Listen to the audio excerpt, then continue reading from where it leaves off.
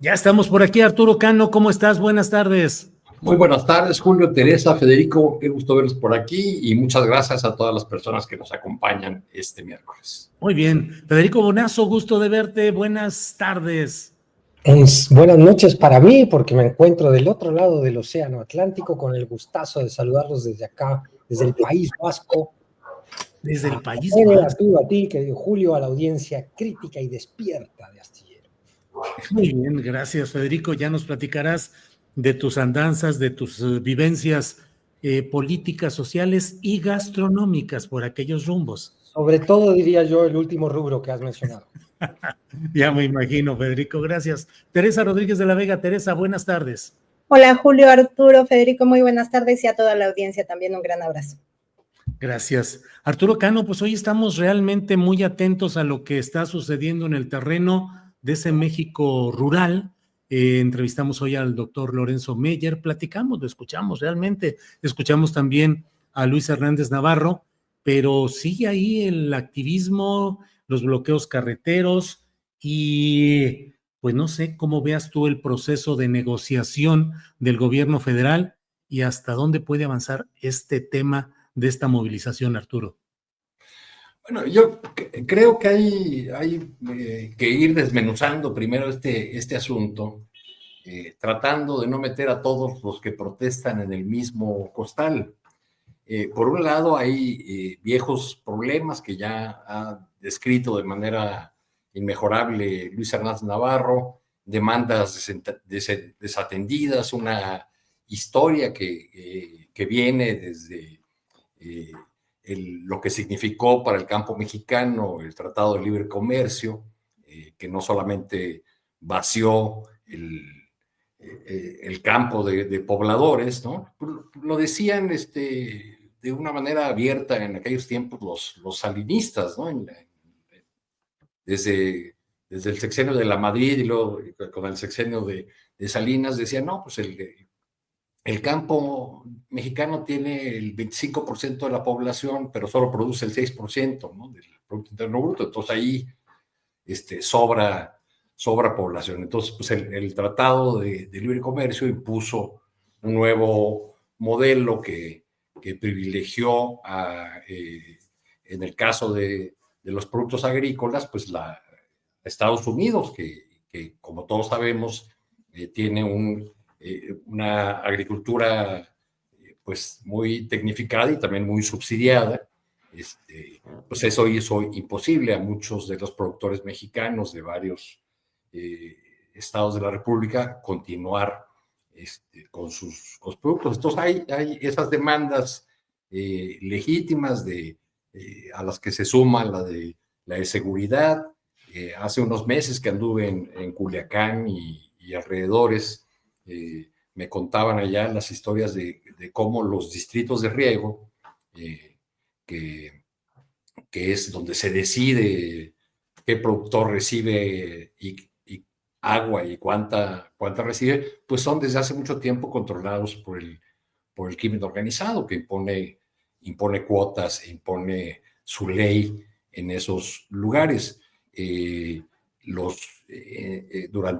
A mediados del sexenio del presidente López Obrador, pues hubo movilizaciones también de campesinos de Sinaloa y otras regiones.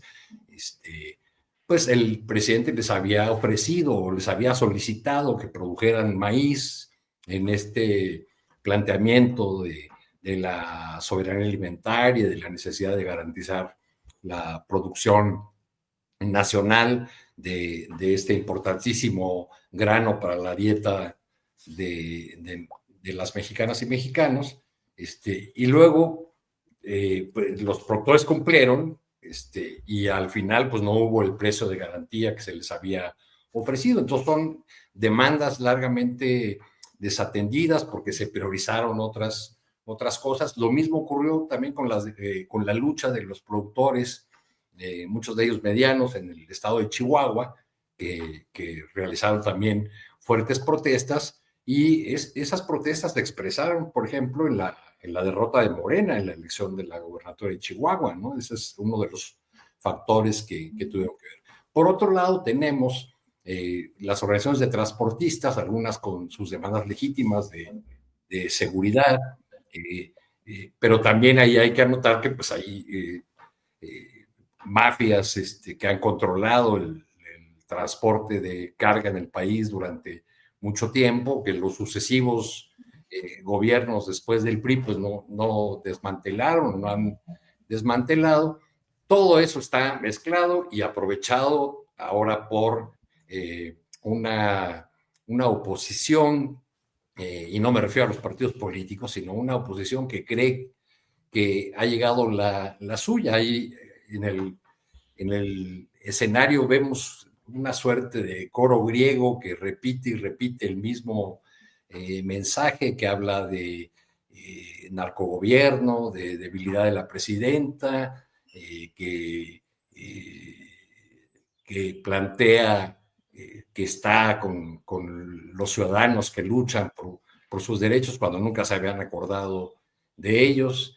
Y bueno, pues todo eso ha complicado el escenario, y evidentemente las mesas de trabajo que se presumen desde la Secretaría de Gobernación por centenares, pues no han sido suficientes para calmar la situación, pues porque no atienden las demandas básicas de estos sectores que están protestando.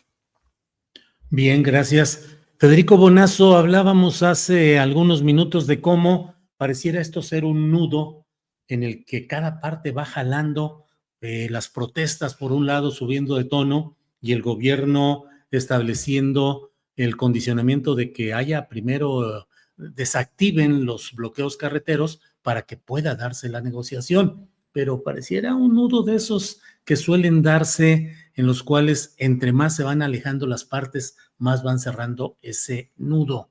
¿Qué opinas de ello? Y particularmente te pregunto, te pido que nos digas cómo a veces este tipo de problemas del bolsillo, de la subsistencia cotidiana, en este México y en otros países latinoamericanos generan crecimiento de protesta y pueden llegar a mayores, Federico.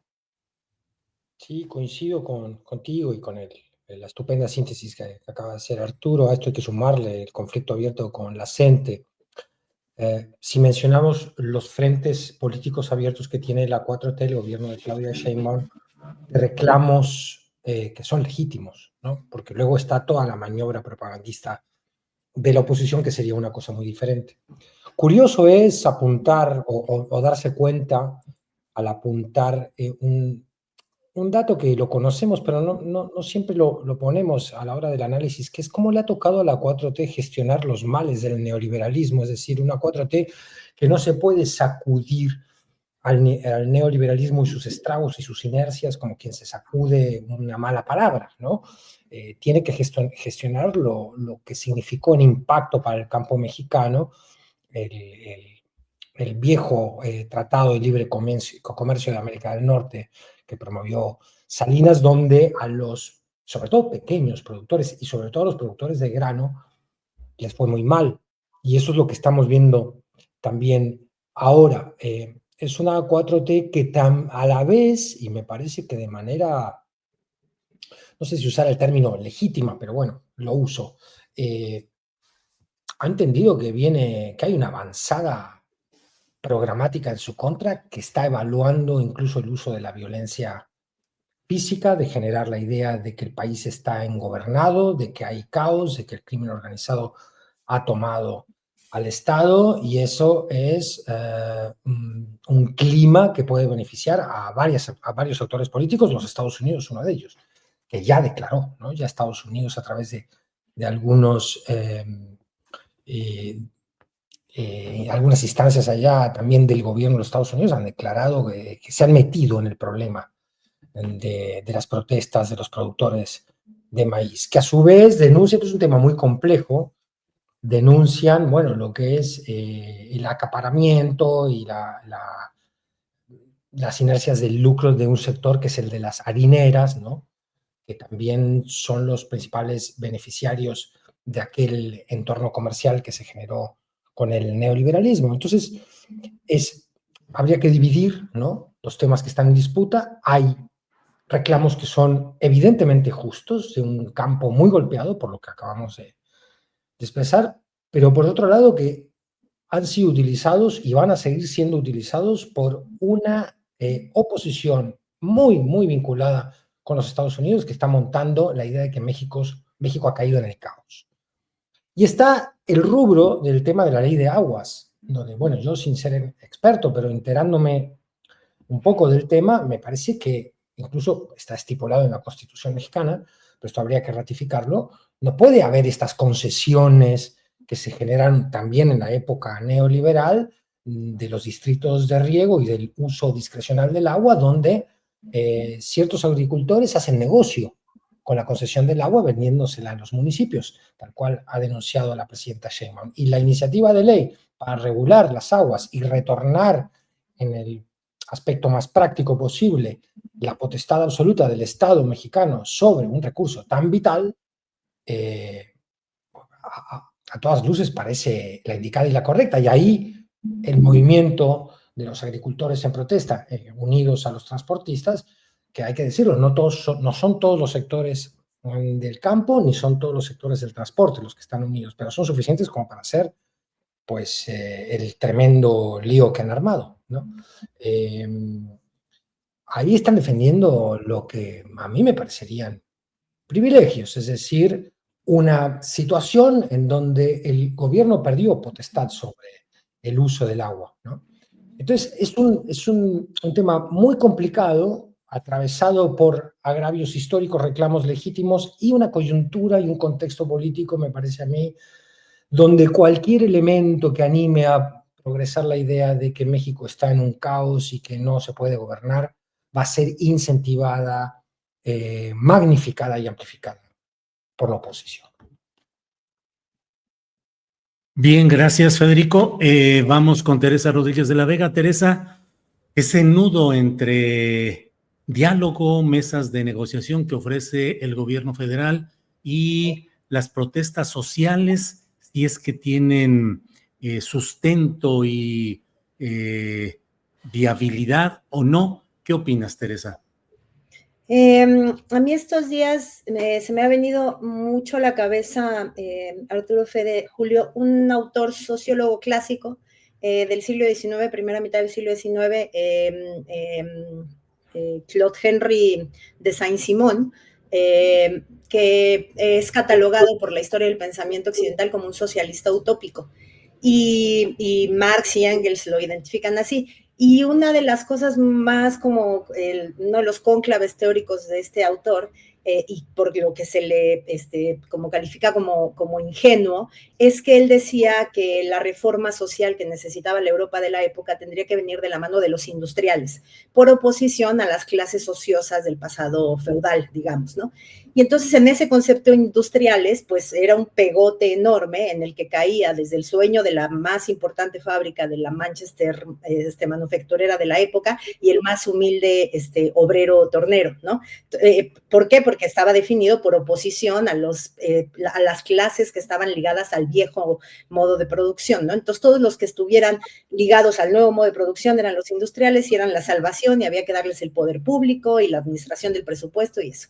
Y eso me está pasando estos días cuando escucho agricultores, campesinos, es decir, es un concepto con el que estamos englobando a lo rural, pero en México, post-neoliberal, lo rural está vestido de muchísimas formas y de muchas maneras, ¿no? Entonces, con este término de agricultores o campesinos, estamos agrupando desde los más pequeños y humildes jornaleros despojados de todo y que solo poseen su fuerza de trabajo y su capacidad de rentar su cuerpo en extenuantes jornadas agrícolas a dueños pequeños, medianos o grandes de la tierra, los pequeños propietarios y los agroempresarios que pueden ser de muchos tamaños, ¿no? Tenemos mega agroempresarios o lo que acá se ha llamado muchas veces campesinos medios, de capas medias, ¿no?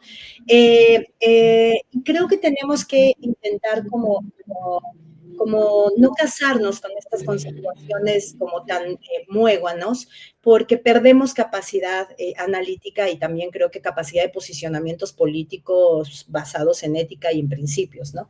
Entonces, por ejemplo, me parece que desde voces del gobierno se está invisibilizando una realidad compleja detrás de la coartada de los personajes siniestros, ¿no? Entonces, si tú volteas a ver a los personajes siniestros que están implicados directamente en las protestas y en los bloqueos carreteros o quienes están trepando en la causa, pues ya no vas a ver nada porque son tan siniestros que te va a captar toda la atención, ¿no? Pero del otro lado también corremos el riesgo de decir, ojo, hay problemáticas y demandas legítimas y también detrás de esas problemáticas y demandas legítimas se nos obnubla una situación muchísimo más compleja. Entonces yo festejo, por ejemplo, mucho las dos intervenciones hoy, bueno, además de las de ahorita de mis compañeros de mesa, pero las del doctor Meyer y las de Luis Hernández, porque me parecen muy esclarecedoras en este sentido, de ir encontrando como hilando más fino para ver si en el hilo más fino del nudo que describes muy bien, Julio, pues podemos ir destejiendo y desanudando, ¿no?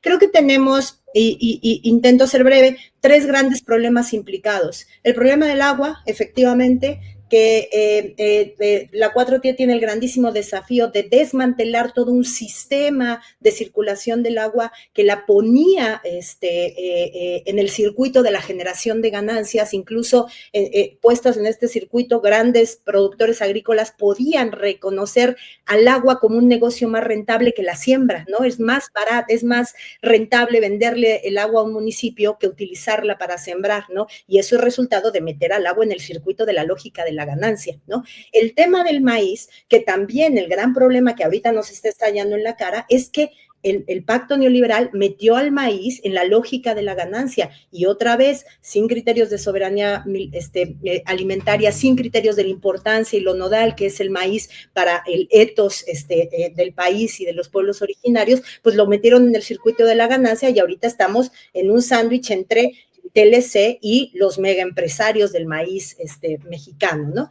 Y por último, el tema de la seguridad, ¿no? El tema que han puesto de relieve ahorita los transportistas como nuevo actor, pero que ya estaba de relieve incluso en torno al asesinato de Carlos Manso y el productor limonero algunas semanas antes. Esos son creo que los 3 problemas que están aglutinando esta capacidad de protesta, además muy disruptiva, porque con tractores colapsas un país, ¿no? Ya vieron que no se puede colapsar con su capacidad de movilización en las calles, pero se sabe que con tractores colapsas un país, ¿no? Entonces, creo que tenemos que intentar tejer fino en términos de identificar las dimensiones de los problemas, identificar al interior problemáticas realmente existentes, pero las problemáticas realmente existentes no son equivalentes a demandas legítimas. Hay un problema de la concepción del Estado en relación a la producción alimentaria de granos básicos como el maíz, sí hay un problema, pero eso no hace que como se está aglutinando las demandas, eso se ve muy claro en el artículo de Luis, no sé si vieron esa parte donde dice, sale mejor ser anciano que ser agricultor. Esa es la concepción política que así se está tejiendo, una concepción de crítica a los programas sociales, etcétera. Entonces, creo que tenemos que ir dando fino para saber distinguir problemáticas existentes y la confección de una voluntad política de derechas que está en contra del Estado benefactor para las grandes mayorías, pero sí está a favor de los subsidios a los medianos y grandes productores, y que además en el tema de la seguridad saca su cara más securitista y más perfilada hacia la derecha, ¿no? Y ya, perdón por extenderme. Nada, muy bien, Teresa, nada de disculpas por la extensión, correcto. Arturo Cano, ¿cómo ves la operación política? ¿Cómo ves la capacidad de buscar acuerdos, negociaciones? ¿Cómo ves hay quienes creen percibir que pudiese perfilarse una idea de endurecimiento, de incluso de utilización de fuerza pública para desalojar eventuales, no eventuales, bloqueos como los que están sucediendo en este momento? ¿Cómo lo ves, Arturo?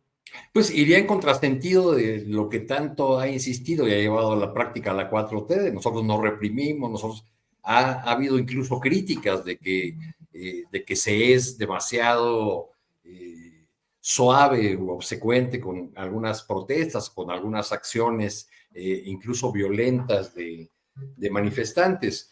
Me parece que no gana nada la 4T cuando los funcionarios que están sentados a la mesa ponen condiciones de manera pública o arriesgan planteamientos como el de que pues estos son líderes de partidos, eso anularía las luchas que en su momento, cuando lo que ahora es Morena y la 4T, pues dieron varios de sus principales figuras, ¿no? La lucha, por ejemplo, de Andrés Manuel López Obrador por la reparación de los daños causados por Pemex en Tabasco, o la lucha del Barzón, ¿no? Aquellas manifestaciones en las que ahora importantes figuras de la 4T entraron hasta a caballo a la Cámara de Diputados. Entonces creo que ha hecho falta cierta habilidad en los negociadores, y que ha sido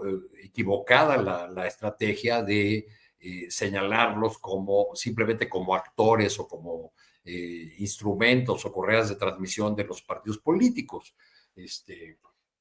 Ciertamente hay muchos actores que están aprovechando todas estas protestas, y es lo que hace más difícil distinguir todo lo que está ocurriendo. A ver, si tomamos otro punto de arranque, ¿no? La Suprema Corte decide al fin que el señor Salinas Pliego debe pagar impuestos. Es posible imaginar una escena en la que Salinas empieza a hablar con otros grandes empresarios, de decirles, bueno, si yo caigo, vamos a caer todos. Entonces es el momento de lanzarnos en una ofensiva contra este gobierno, que además está débil por esto y esto. Y además hay un montón de sectores que han sido afectados por decisiones políticas o acciones del gobierno ya en este tramo del segundo piso. Y tendríamos que preguntarnos, ¿hay una intersección, o hasta dónde llega la intersección entre las demandas legítimas, el ánimo de los poderosos, de los apellidos de siempre, los Salinas, los Larrea, los FEMSA, los Fernández de FEMSA, los Coppel, con otros sectores que han sido afectados, como los guachicoleros, los casineros, los otros evasores de impuestos? En fin, es un cóctel muy complejo. Mi tía Pachita, que era muy sabia, diría, es que la presidenta tiene muchas ollas en la lumbre en este momento, y pues están aprovechando todos estos grupos. Hay un mensaje como unificado de presentar, como decía Federico, que hay un desastre en el país que se está cayendo a pedazos, pero ya vino a salvarnos Vicente Fox con su Vértice MX. Sí. Retoma 4 palabras. Digo, no me ayudes, compadre, le debería decir desde la oposición, ¿no? Que pues lanza 4 palabras, que son pues el gran paraguas con el que van a enfrentar, creo yo, en la siguiente etapa del gobierno: democracia, libertades, paz y economía de mercado. Bien, Arturo, gracias. Federico Bonazo, pues ve nada más lo que son los planteamientos de personajes como Fox, que efectivamente ha lanzado ya su propuesta de salvación nacional con esta organización que está planteando. Y así pareciera, Federico, que las demandas sociales que pueden tener una base legítima y una razón de desarrollarse, pues son aprovechadas por una oposición que incluso he leído algunos autores desde la ultraderecha que dicen, con esta oposición no vamos a salir adelante. Creo que ese es parte del gran problema de lo que hoy estamos viviendo, que la oposición política y electoral partidista trata de colgarse de estas protestas de una manera muy aberrante, Federico. Yo creo que hay señales, Julio, no sé si ustedes coincidan, de que la oposición ha incrementado o cambiado de chip, ha incrementado su política de agresión a la 4T y al gobierno, y no hace falta que sean la mitad más uno para lograr cierto éxito, porque desestabilizar se puede lograr incluso siendo una minoría política. Y que ha optado realmente, bueno, si ves las declaraciones de Jorge Romero, ahí está, explicitado, sin el pudor y sin el talento político que caracteriza a los dirigentes del PAN, que son muy brutos políticamente, cuando dice que no les queda otra que pasar a la violencia. Y esto es lo que un poco hemos estado viendo, y lo vimos en la falsamente llamada Marcha de la Generación Z, y es la apuesta que estamos viendo ahora. Sectores de la izquierda se han burlado, ¿no? De los analistas políticos, muchos dicen, ¿qué le falta ya? Pero cuando vemos a Salinas Pliego desesperado defendiendo los movimientos, las demandas sociales, que ya lo último que les falta es ya reclamar de que el proletariado tome los medios de producción. Hay una falsedad y una hipocresía declarativa enorme que causa risa en algunos de los que podemos identificarla, pero por el otro lado hay la apuesta, yo creo, por violentar el país y subirse o estimular las dos cosas, porque no son mutuamente excluyentes. Tú puedes ver que hay un reclamo que tiene bases legítimas y sin embargo estimularlo, no solo subirte a él, sino estimularlo económicamente y ir por otro lado. Y esto no sería la primera vez que sucede en la historia de Latinoamérica o del mundo, y yo creo que esa es la apuesta. O sea, yo creo que la apuesta de la oposición es violentar el escenario político, pasar a la violencia política y física. ¿Qué tanto la correlación de fuerzas se lo permita? ¿Qué tanto la muñeca política de Rosa Isela, de Claudia Sheinbaum y del gobierno federal logre apagar esta maniobra? Son preguntas diferentes, pero me parece que estamos realmente ante una apuesta de violencia por parte de la oposición. Es decir, una suerte de guarimbas mexicanas. Los que más quieren convertir a México en Venezuela son los antiobradoristas, creo yo. Están apostando realmente por esa suerte de guerrita de desestabilización, incendiando partes del país, subiéndose a reclamos, repito, legítimos, pero exacerbándolos. Y a esto, bueno, la cantidad de dinero que han puesto en la propaganda contra el gobierno, que busca instalar una verdad intersubjetiva de que Claudia Sheinbaum es una jefe narco, igual que Petro, igual que Maduro. Ojo, porque eso está creciendo, esa narrativa está creciendo, no es que vaya a la baja, está creciendo.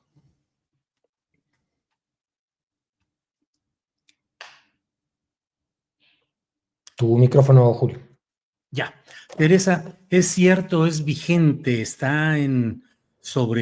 viable la violencia en estos momentos tal como lo estamos viendo, y por otra parte, si es un intento desesperado por tirar el tablero de ajedrez cuando una de las partes va avanzando con jugadas y planteamientos muy claros y la otra parte renuncia a seguir jugando en ese tablero y con esas reglas, pero lo hace optando por la violencia. ¿Crees que está la violencia política en un camino que buscan algunos actores políticos en México?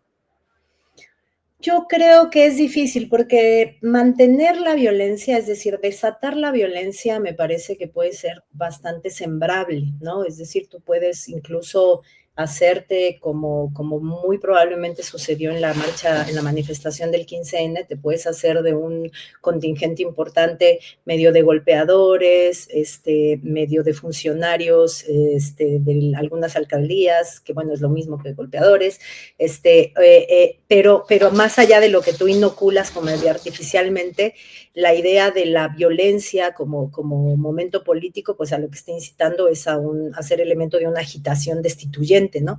Y me parece que la oposición debe tener como muy claro, y creo que incluso el fracaso de su segunda convocatoria para el 20N se los hizo ver, tiene que tener muy claro que no hay caldo de cultivo para que ese tipo de violencia, la violencia incentivada por comandos de golpeadores vestidos de manifestación política, no hay caldo de cultivo para que arraigue, porque no hay un clima de descontento generalizado contra la 4T y no hay condiciones materiales de precariedad creciente que posibiliten un ambiente de zozobra tal que posibiliten que esa violencia pueda replicarse en expresiones mucho más orgánicas, ¿no? Que es un poco el éxito que patrón de conducta tiene en sociedades muy golpeadas económicamente y por el bloqueo y también por políticas económicas internas, como por ejemplo la de Venezuela, ¿no? Es decir, para que tú armes la guarimba necesitas un componente sembrado y un componente orgánico, pero ese componente orgánico tiene que venir de un estado de hartazgo y de zozobra, que me parece que la oposición tiene dos cosas claras. Una, que no hay tal, en el país, y eso es una realidad, por mucho que haya problemáticas reales y demandas legítimas en algunos sectores, pero no hay un ánimo destituyente ni un estado de hartazgo frente a la 4T. Parecería en realidad que estamos en una etapa más o menos en sentido contrario, y además saben que no tienen capacidad de convocatoria para el ánimo destituyente de las masas empobrecidas, ¿no? Porque me parece que si en este país hay algo claro, es que las masas empobrecidas están absolutamente claros de que estos que convocan no son aliados, sino enemigos y parte del problema, ¿no? Entonces, yo creo que sí, yo coincido mucho con Federico en que ya estamos ante un cambio de estrategia, que estamos ante una derecha que está caminando cada vez de manera más franca las sendas por fuera del pacto democrático, ya sean la violencia interna callejera o la incitación a la invasión, y que las van a caminar todas, ¿no? Y que van a hacer, van a probar todas las cosas que puedan probar, pero me parece que en el tema de la violencia creo que no la tienen fácil. La única forma que tendrían, y es una forma gravísima que nos pondría en una situación que espero no tengamos que ni siquiera platicarla como posibilidad materialmente posible, es que echen mano del crimen organizado. Ahí estaríamos en otra situación. Pero en el formato que vimos el otro día, 15N, me parece que les falta caldo de cultivo porque no encuentran y saben que no van a encontrar el hartazgo popular que necesitarían. Gracias. Arturo Cano, el formato crimen organizado como una posibilidad. ¿Qué tanto, Arturo Cano, el crimen organizado en México está relacionado con algunos factores políticos de poder, gobiernos municipales, gobiernos estatales, particularmente, y qué tanto puede ser utilizado en esa disgregación que tienen los diferentes grupos delictivos en los que obedecen a diferentes intereses, voces, complicidades? ¿Qué tanto puede ser un factor realmente desestabilizante mediante su utilización política, Arturo? Bueno, pueden verse los criminales, el crimen organizado, también afectado por decisiones del gobierno. Por ejemplo, esta propuesta de esta iniciativa de Aguas que promete revisar la manera como se repartieron las concesiones y la manera como se está utilizando el agua, pues va a afectar o puede afectar intereses particulares de estos grupos. Otras decisiones del gobierno también pueden motivarlos a que intervengan con mayor enjundia, porque lo han hecho desde hace mucho tiempo. El caso Michoacán es muy ilustrativo, ¿no? Como el Estado se pintaba de un color u otro según fuera la decisión de los grupos criminales que dominaron, o del grupo criminal que dominó durante muchos años el escenario michoacano, pero tenemos otros ejemplos, la situación de Sinaloa, que sigue siendo muy complicada, pese a que desde diciembre pasado se presentó allá el secretario de Seguridad, y pese a que el gobernador Rubén Rocha diga que Sinaloa vive una etapa de esplendor y tranquilidad, pues son ejemplos de que esa intervención pues no es algo que pudiese ocurrir, sino es algo que ya ha ocurrido y que ahora puede confluir con protestas legítimas que sean utilizadas, y también con los intereses de grupos empresariales que están viendo en riesgo o que creen que sus negocios o el trato que han recibido del Estado pues va a modificarse de manera sustancial. Entonces yo creo que ese riesgo pues es algo que no debemos descartar de ninguna manera, Julio. Gracias, Arturo. Federico Bonazo, ¿ves ese riesgo de utilización política del crimen organizado en México para fomentar violencia? Sin duda, pero iría un pasito atrás. Estando de acuerdo un poco con la descripción que ha hecho Tere, me atrevería a desafiar un concepto que manejaste, Tere, que es que no hay un hartazgo y zozobra en la sociedad en el aspecto económico. pero yo creo que hay mucho hartazgo y zozobra y estrés social con el tema de la seguridad pública. Es decir, más allá de la 4T y de sus logros y de sus estadísticas de que ha bajado, incluso lucían la estadística de que ha bajado el asalto a transportistas, ¿no? Notablemente, según los números del gobierno, y ni hablar de homicidio doloso y otros crímenes de alto impacto. Sin embargo, yo creo que hay un enorme estrés social y que eso genera una enorme bronca. Y que esa bronca puede ser conducida narrativamente y propagandísticamente, ya lo sabemos muy bien, lo hemos visto en Brasil, en Argentina, en Chile, en Uruguay, en Paraguay, en El Salvador, en Ecuador. Es decir, todos los países que se creían un poco a salvo con procesos como el del kirchnerismo o el del correísmo, de golpe hubo un vuelco brutal que tú dices, pero ¿cómo ocurrió que gobiernos de grandes logros sociales, que habían eliminado el estrés de la asimetría dramática y más bruta que había generado el neoliberalismo, el caso de Correa, al que se le pueden hacer críticas por izquierda, por supuesto, como a todos nuestros gobiernos de izquierda realmente existentes, ¿cómo puede ser que al año de dejar el gobierno, el correísmo, se revirtieron las cifras del crimen en Ecuador de la manera en que lo vimos y regresó la simetría social? Es decir, hay tantos ejemplos que animan a la alarma. Yo no es que quiero implantar aquí un alarmismo enloquecido y fuera de todo criterio. Lo que me parece es que estamos viendo elementos. Las guarimbas tampoco derrocaron a Chávez, ¿eh? No derrocaron al chavismo, ahí siguen. Pero generaron en el acumulado del tiempo, generaron las condiciones para que hoy mucha gente, incluso bien pensante, diga, bueno, este Maduro, pues es que ya que entre Trump y lo saque de allí porque pobres venezolanos. Entonces, me preocupa que Estados Unidos, que tiene la mayor maquinaria de propaganda del mundo y que cuenta con el contubernio y la complicidad de nuestras élites latinoamericanas, instale la idea de que, o quiera instalarla, de que Claudia Sheinbaum es una líder narco, porque a eso van, ya lo han dicho. ¿Qué tanto eso puede pegar en las bases que hoy sostienen la popularidad de Claudia? Bueno, en el corto plazo no. No es que mañana vayamos a ver que esta narrativa derrote a Claudia en la revocación de mandato, por ejemplo. No, eso no va a ocurrir. Lo que me preocupa es el acumulado en el tiempo. El uso criminal directo de brazos del crimen organizado, que es lo que tú sugerías en tu pregunta, Julio, pero más bien el estrés social de la inseguridad. Ese es el caldo de cultivo. Si no es suficientemente buquelista la 4T en la práctica, no en el discurso, si realmente no acelera su punitivismo, que lo está acelerando en muchos sentidos, puede haber sectores sociales que digan, no, esto no se arregla si no es con...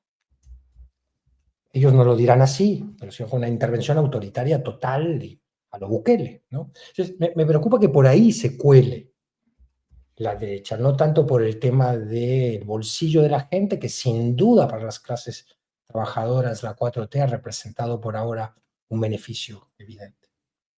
Bien, gracias, Federico. Teresa, zozobra e incertidumbre económica que está extendiéndose por un lado, por otro, la precariedad o los problemas económicos artificiales o inducidos mediáticamente pueden vencer a la ideología, Teresa. Yo miren a qué señor tengo aquí, entonces pienso que en última instancia terminan mandando las condiciones materiales de existencia. A ver, voy a intentar retomar una cosa que dijo Arturo y ahora me voy a lo que me preguntas, Julio, y lo que plantea Fede, que me parece muy, muy importante. Creo que la metáfora de la tía Pachita, ¿verdad? Que la tía Pachita es súper precisa en dos sentidos, porque tener muchas ollas en la lumbre no solo desafía tu capacidad de multitask, que se te pueden quemar algunas mientras otras están a punto del hervor, sino que se te puede acabar el gas. Y si se te acaba el gas, no importan tus habilidades multitask, vas a estar en un problema. Y me parece que Luis Hernández en su artículo pone un énfasis muy correcto ahí, en términos de que hay indisponibilidad presupuestal para mantener una política que incentive la soberanía alimentaria.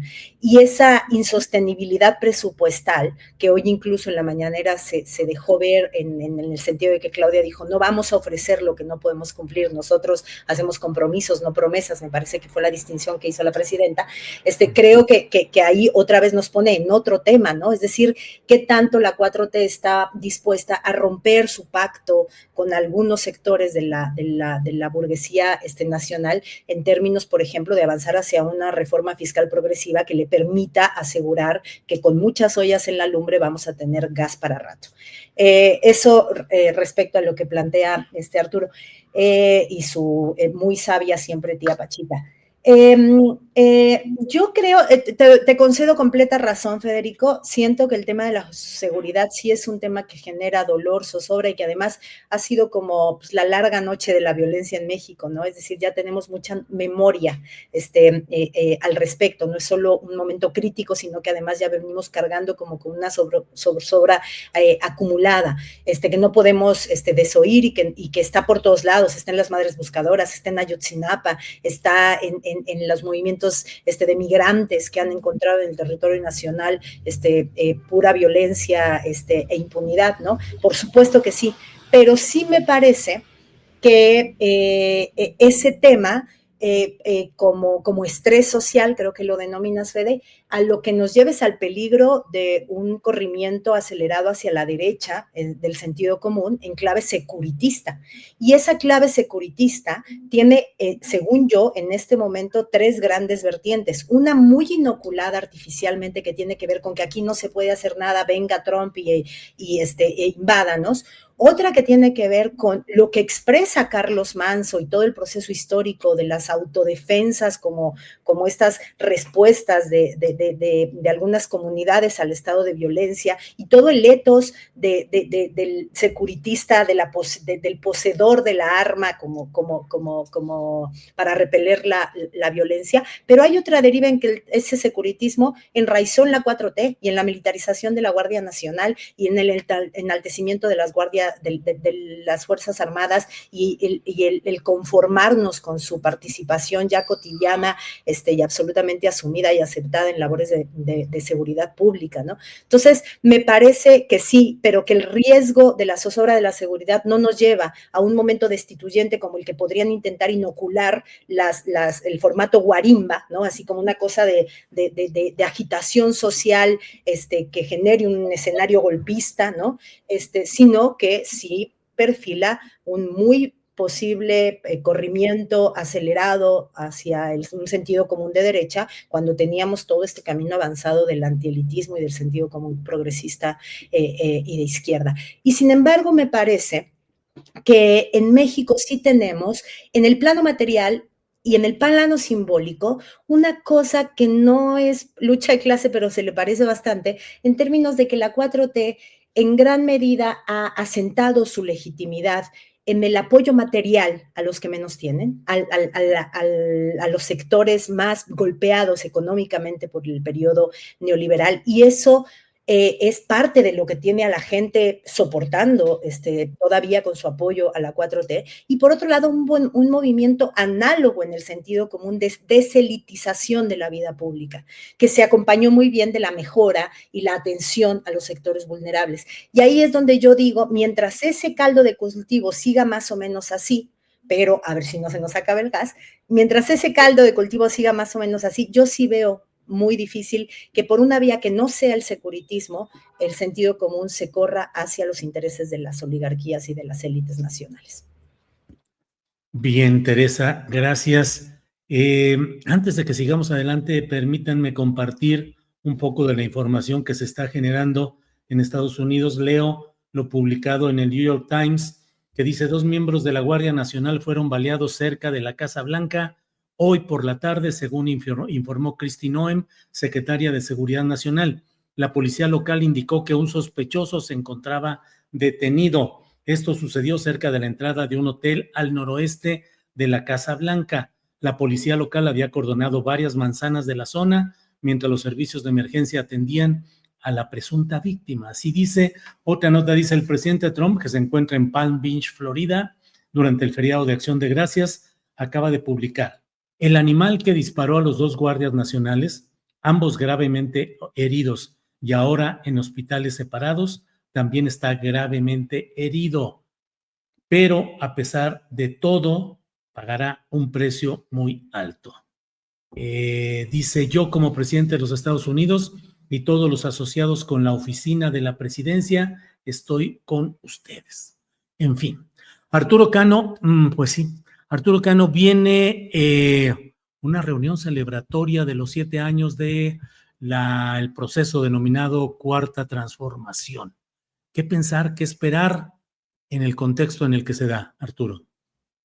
Bueno, primero que van a llenar el Zócalo sobradamente. Ese es el compromiso. Bueno, creo que ya lo ha llenado varias veces la 4T, que habrá una movilización muy importante, pero para muchos simpatizantes y también para muchas figuras de Morena, yo creo que no se trata de comparar esta movilización convocada por la presidenta con la fracasada marcha de la llamada Generación Z, sino algunos tratarán de compararla con la movilización del presidente López Obrador en noviembre de 2022, aquella movilización donde se aventó una larga caminata y cuya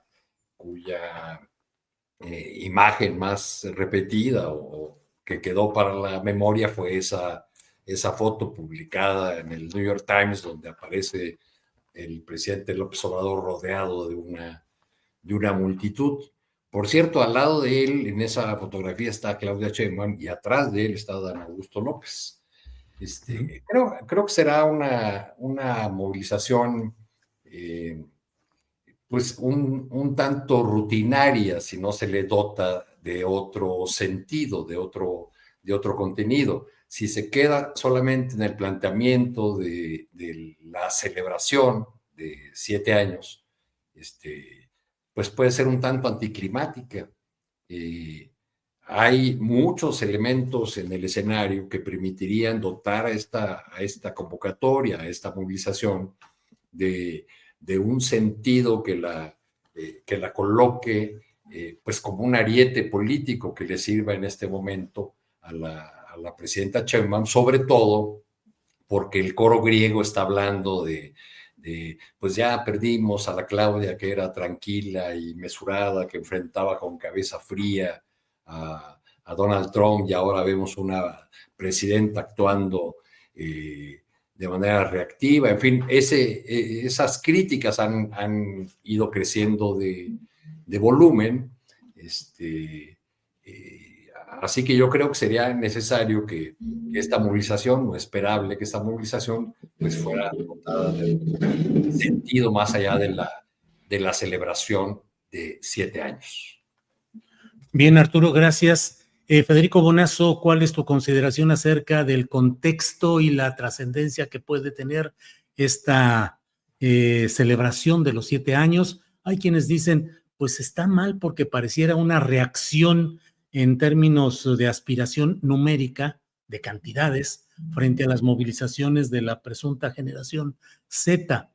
Por un lado y por otro, hay quienes dicen, es que la izquierda o la 4T tienen que salir a moverse y a movilizarse. ¿Qué opinas, Federico? Estoy más cerca de la segunda tesis. Yo creo que este es un momento en el cual sí hace falta que los que logran distinguir, más allá de la cantidad o la cualidad de su apoyo al proceso al que llamamos 4T, los que logren distinguir que en este momento el avance de un antiobradorismo que encarna lo peor del autoritarismo de nuestras épocas, o sea, estamos viendo realmente un ataque directo a los valores de la democracia misma, y no están en la deriva autoritaria del obradorismo, como quieren plantear algunos liberales, sino que claramente está en el regreso del fascismo. Un fascismo racista por el que apuesta ya abiertamente la oposición. Baste ver las cuentas de X, de Lili Telles, de Verástegui, de Salinas Pliego, de Romero, de todos ellos están en esa apuesta, ¿eh? Se han ido claramente jugando a la radicalización del discurso. Y creo que en este momento una respuesta de fuerza del movimiento popular, habría que calibrar qué tan popular sigue siendo la 4T. Yo creo que en muchos aspectos lo sigue siendo. Me parece importante. Me parece importante. Yo, una lástima que todavía no voy a estar en México para esa fecha. Llego un par de días después, pero si estuviera yo iría con más convicción que a otras convocatorias que ha hecho la 4T o Claudia Sheinbaum, porque en este momento me parece que la cantidad de ciudadanos espontáneos que apoyen al gobierno en este momento, para mí en este momento apoyar al gobierno significa apoyar la democracia, contrariamente a lo que creen tantos opositores o manifiestan tantos opositores o analistas que se dicen a sí mismos neutros, ¿no? Yo creo que en este momento hay una agresión muy, lo dije en mis otras intervenciones, me quedé picado con Tere, pero no creo que pueda resolver mis diferencias con ella en esta mesa de Astillero. Me parece súper interesante el establecer qué tanto las condiciones materiales realmente moldean la sociedad o la circunstancia política. Pues yo he visto, hay ejemplos, y el de Argentina a mí me parece dramático, de cómo un speech delirante logra convencer a millones de personas que hoy están peor de lo que estaban antes, o sea, que empeoraron sus condiciones materiales y sin embargo votaron por ese empeoramiento. Y eso me preocupa siempre como maniobra discursiva de la derecha.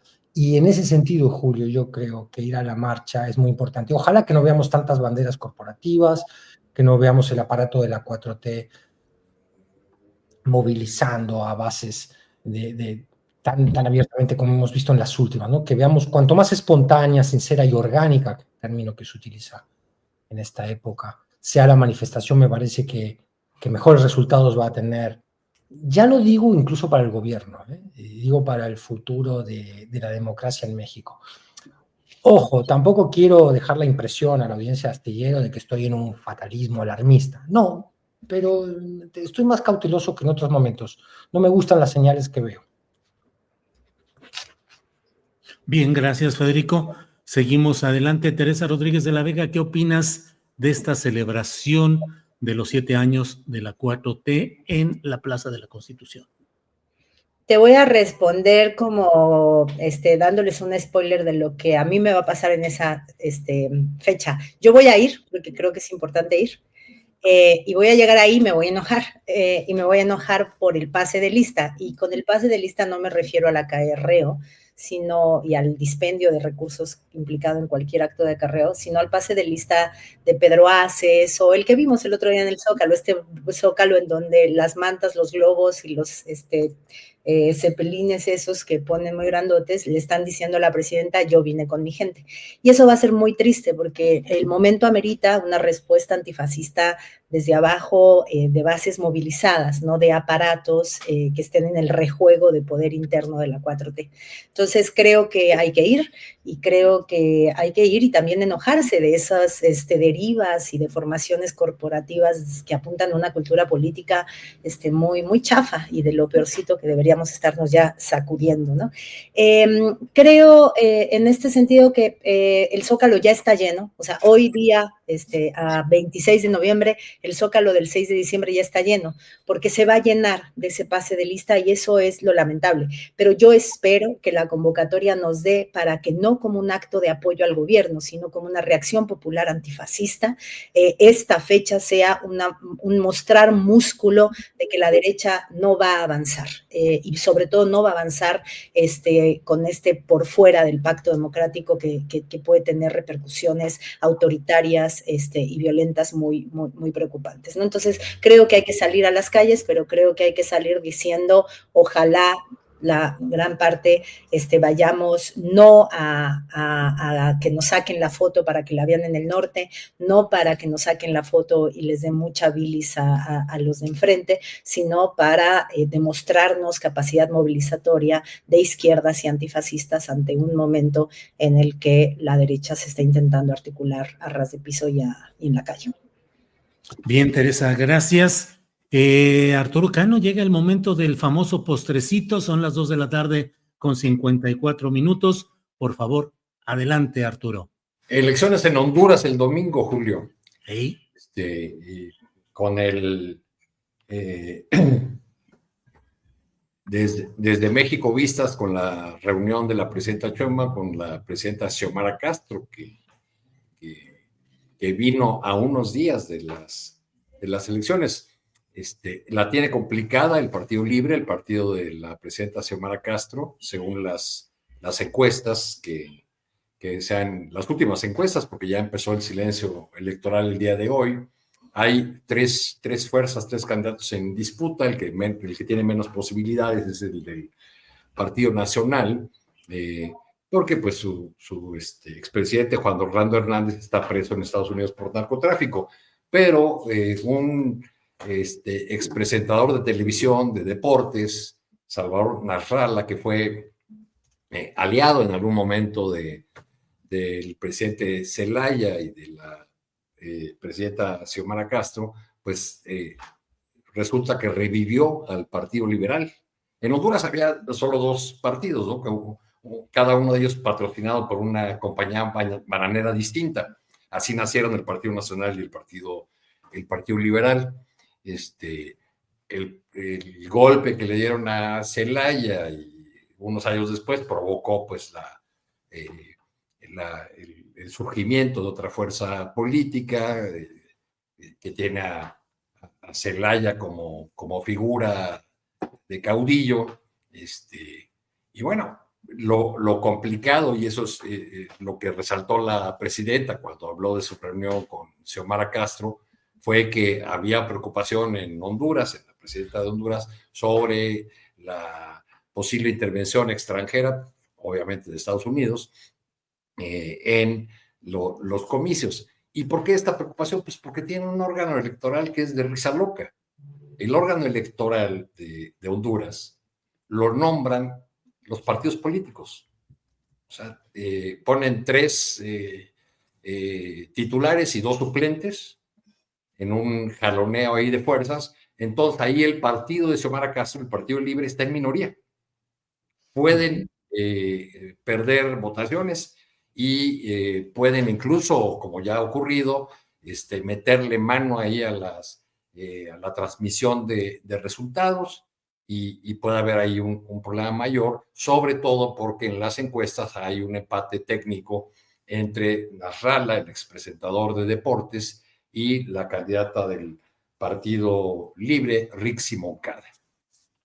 Bien, Arturo, gracias. Federico Bonazo, bueno, antes de que terminemos esta mesa, invito a quienes nos siguen para que nos acompañen terminando la mesa. Tenemos un reporte videográfico y periodístico de Camila Olvera sobre la marcha de ayer en la Ciudad de México relacionada con la eliminación de la violencia contra mujeres. Federico Bonazo, tu postrecito, por favor. Bueno, no nos dio tiempo de revisar un tema que nada más lo menciono, aunque lo mencionara o lo dejara de mencionar, por supuesto que está repercutiendo en el interés de todos aquellos que estamos viendo esta nueva faceta de un imperialismo que ha regresado la vista dramática y drásticamente hacia el continente latinoamericano, que es el tema de Venezuela, ¿no? Las declaraciones de María Corina Machado diciendo, bueno, se vende Venezuela directamente, vengan los inversores, vamos a recuperar la libertad, todo este contubernio explicitado que hay entre las élites latinoamericanas en todos los países. La colombiana es, bueno, increíble. Cuando te metes en las cuentas de los políticos y las políticas colombianos, es asombroso el nivel de entreguismo hacia Trump, el pedido de ayuda, de que ya saque a Maduro de allí. ¿Qué pasará con Venezuela, no? ¿Cómo será la intervención? Porque esta acumulación de fuerza naval y militar sin precedentes desde los años 80, aumentándose a las medidas de embargo, a esta última medida de cancelación de vuelos comerciales, o sea, este aislamiento ya muy, muy duro que se ha hecho contra el país venezolano, donde a los Estados Unidos lo que menos le interesa, por supuesto, es la democracia de los venezolanos, sino la riqueza de los venezolanos, ¿no? ¿Qué pasará? ¿Cómo será esa intervención? ¿Será estilo Noriega? Si es que eso es posible. No parece que fuera posible algo de ese tipo, con un chavismo que todavía ha mantenido por ahora su alianza con los militares venezolanos mismos. Es decir, pero preocupa, ¿no? Preocupa ese escenario, cómo se va a desenvolver, qué tanto se va a prolongar la tensión. En fin, los ojos sobre Venezuela, porque lo que ocurre allí también tendrá que ver con el destino del resto de Latinoamérica. Primero fue Maduro, luego fue Petro y ahora es Claudia Sheinbaum. Así viene el ataque del imperio a los líderes progresistas de nuestra región. Gracias, Federico. Teresa Rodríguez de la Vega, por favor, postrecito. Este 29 de noviembre es el Día Internacional de Solidaridad con el Pueblo Palestino. Se están convocando distintas actividades. Yo acá por más cercanía quisiera hacerles extensiva la invitación a una jornada en solidaridad que se va a armar en la Casa del Virrey de Mendoza, en el mero centro de Tlalpan, que además de ser un sitio muy hermoso, pues va a albergar ese día distintas actividades de fondeo para médicos por Palestina, va a haber venta de comida de la familia Abed, y a las 5 de la tarde la jornada es larga, es de 12 a 7 de la noche, de 12 del día a 7 de la noche, pero a las 5 de la tarde va a cantar ahí este maravilloso coro de mujeres, La Coraza, así que si pueden darse una vuelta por el sur de la ciudad ese día, pues bienvenidos sean. Muy bien, pues muchas gracias, Teresa Rodríguez de la Vega, gracias, Arturo Cano, gracias, Federico, y seguimos la semana próxima. Hasta la próxima.